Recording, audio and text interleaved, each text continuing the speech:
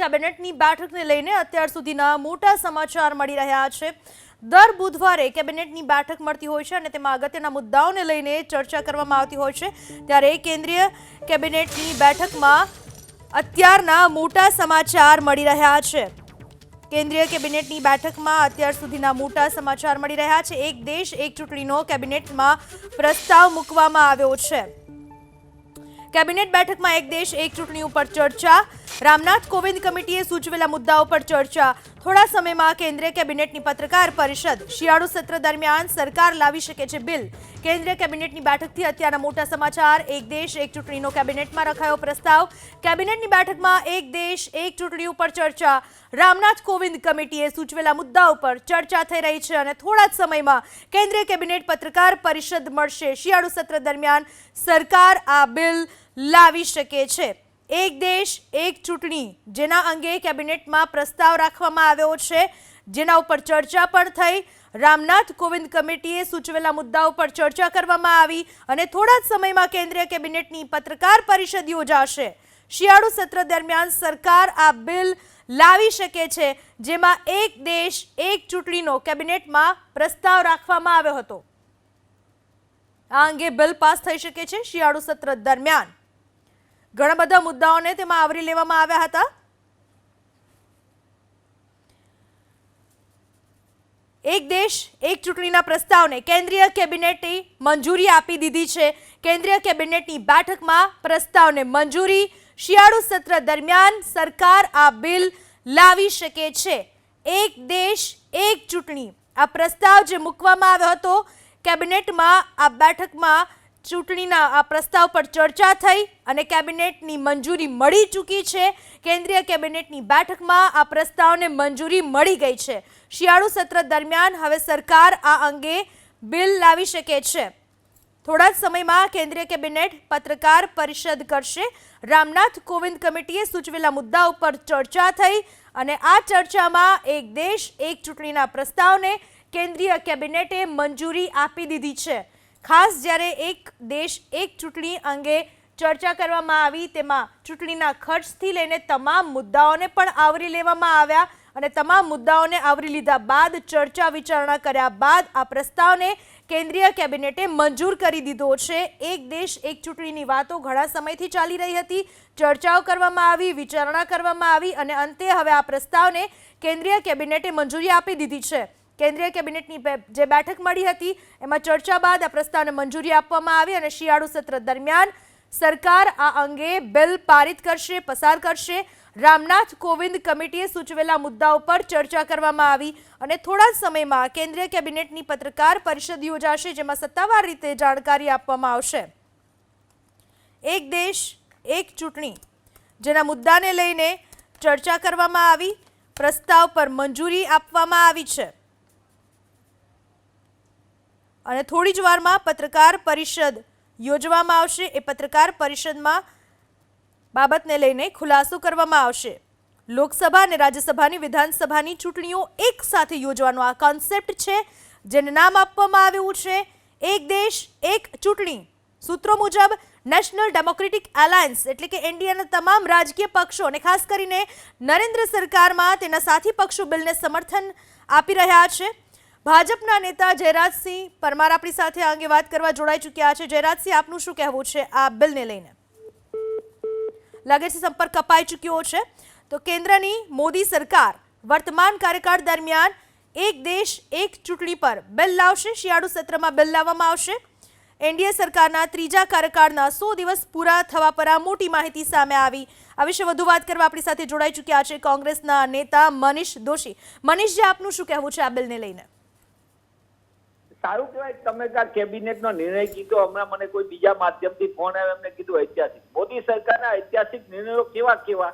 નોટબંધીનો ઐતિહાસિક નિર્ણય તો દેશને આર્થિક ગલતામાં ધકેલી દીધો, સામાન્ય માણસની બચત ઉપર ધાપ મારી હોય તો મોદી સરકાર મારી હતી। જીએસટીની વખતે ઐતિહાસિક નિર્ણયની વાત કરી મોદી સરકારે। દેશના લાખો નાના વેપારીઓના ધંધા રોજગારને ખતમ કરવાનું પાપ કોઈ કર્યું હોય તો એ મોદી સરકાર છે। 15 લાખનો વાયદો કરીને સત્તામાં આવનાર મોદી સરકારે શું કર્યું?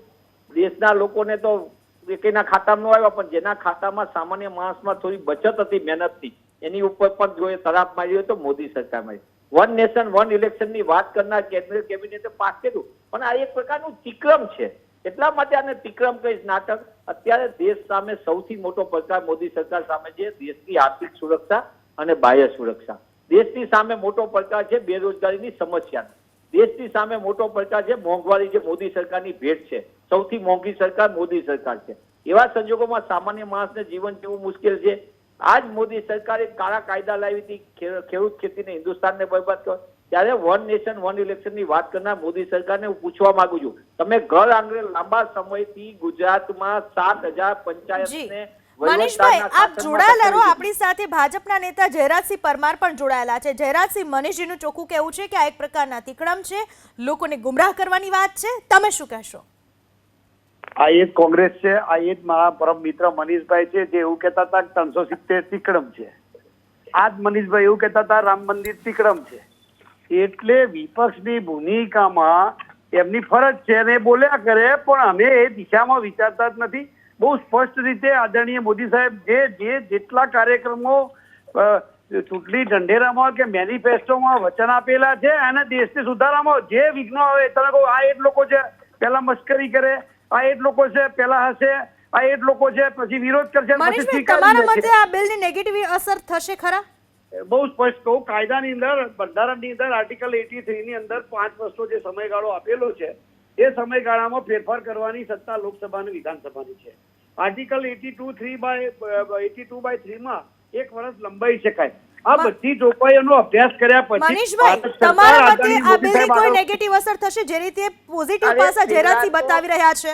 અરે માનનીય જયરાજસિંહ બધી વાતો કરે છે, ખાલી એટલું કહો ને 7,000 પંચાયત ને વહીવટદારનું શાસન કોણે? આની ચૂંટણી તો થતી નથી ઘર આંગણે.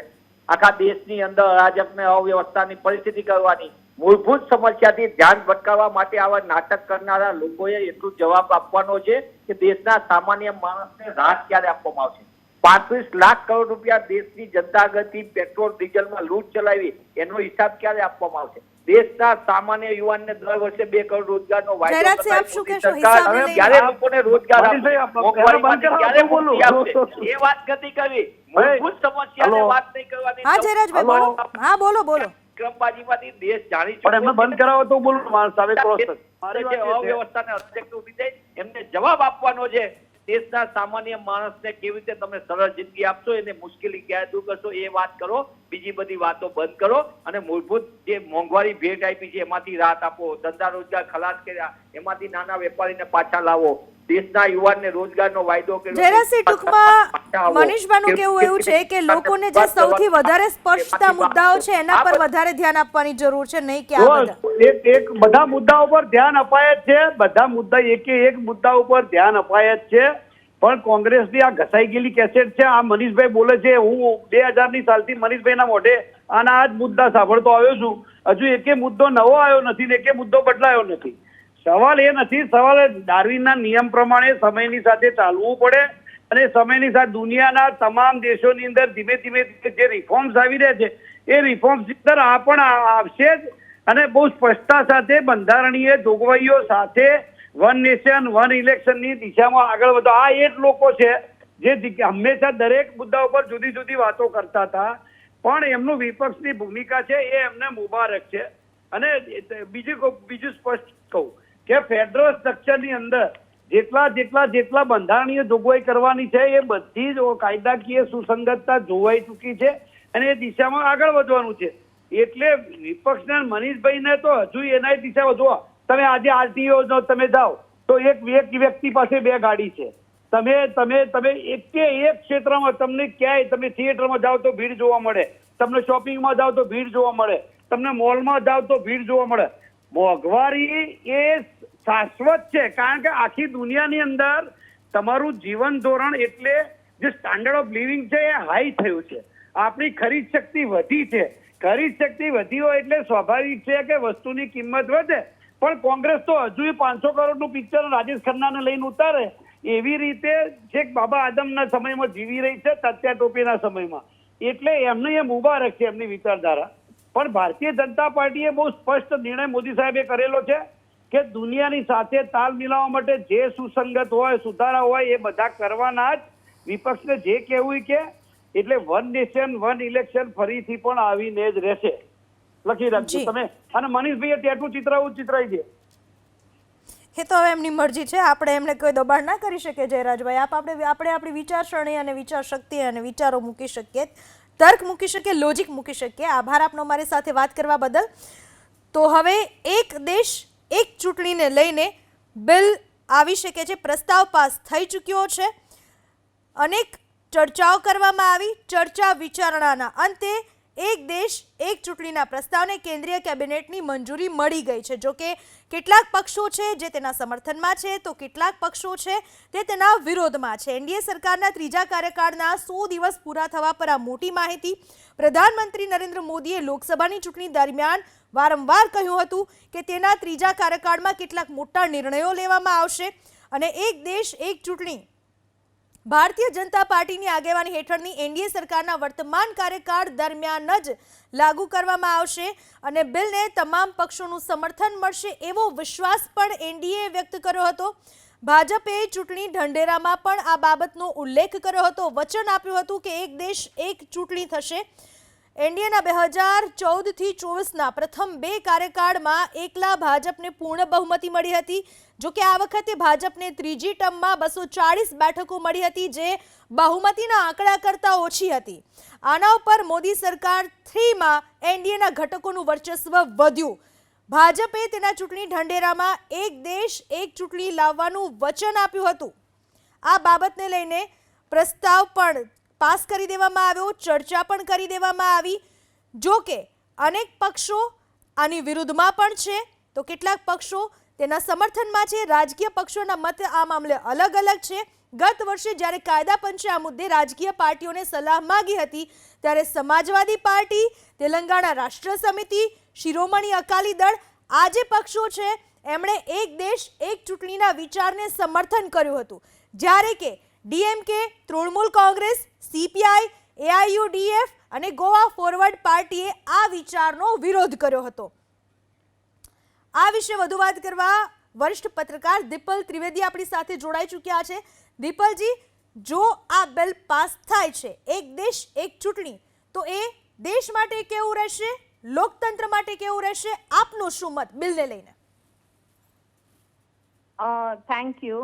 આ વન નેશન વન ઇલેક્શન જે ભારત સરકાર દ્વારા દેશમાં તમામ ચૂંટણીઓ એક જ દિવસે અથવા ચોક્કસ મર્યાદામાં એક સુમેળભર્યા વાતાવરણમાં અને એક ફ્રી અને ફેર ઇલેક્શન તરીકે જે કરવાનું મંજૂરી જે મળી છે, તે મારી દ્રષ્ટિએ બરાબર નથી.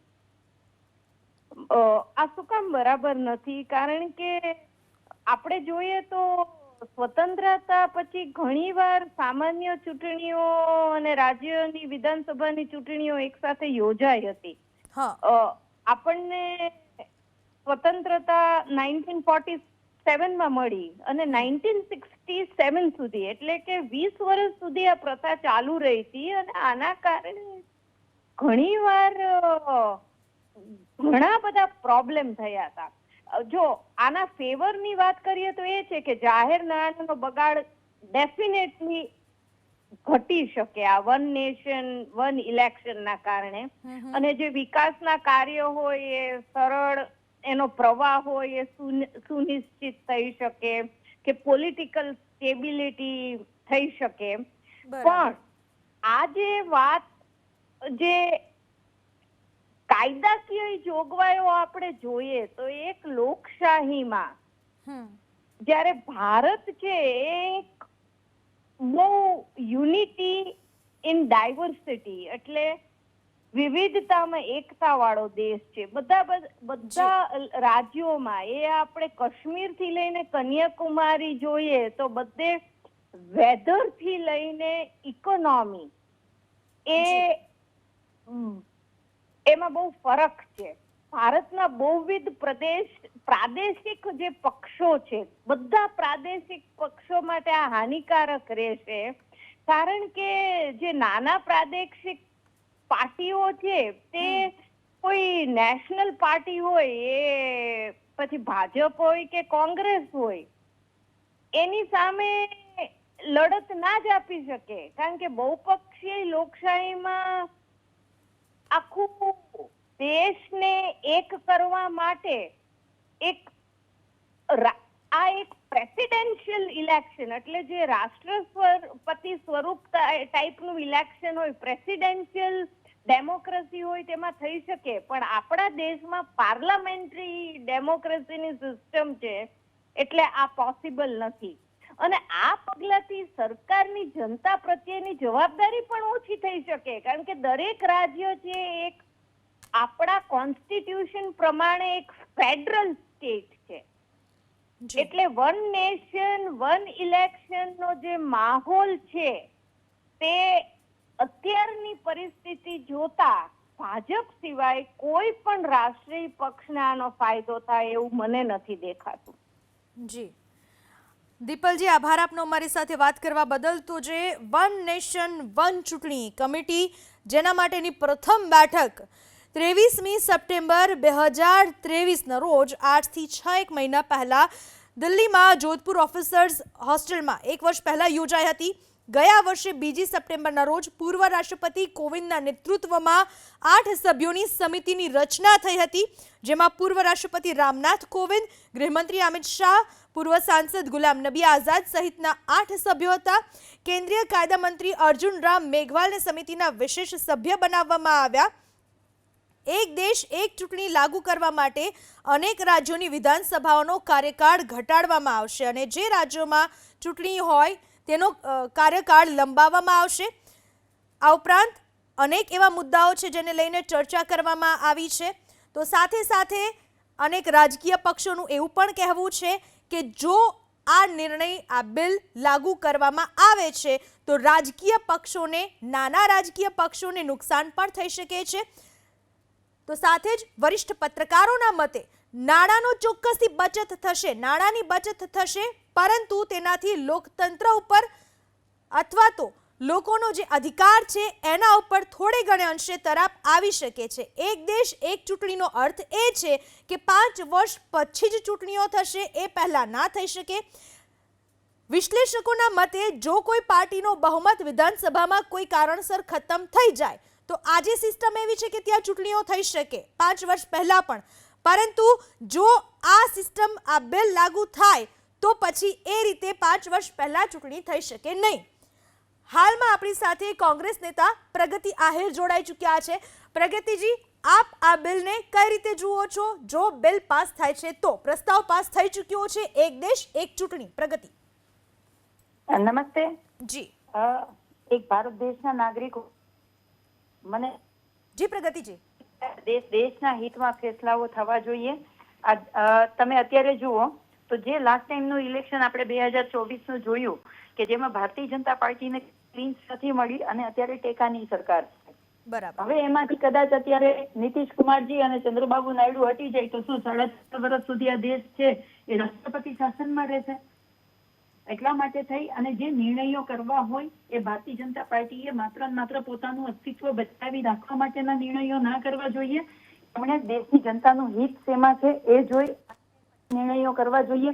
અત્યારે ટેકાની સરકાર છે અને કદાચ એ જો ટેકો પાછો ખેંચી લે ચંદ્રબાબુ નાયડુ અને નીતિશ કુમાર તો ભારતીય જનતા પાર્ટી છે એ આ દેશના લોકોની જનતા માટે છે એને શું કરશે એના માટેના પગલા લેવા જોઈએ.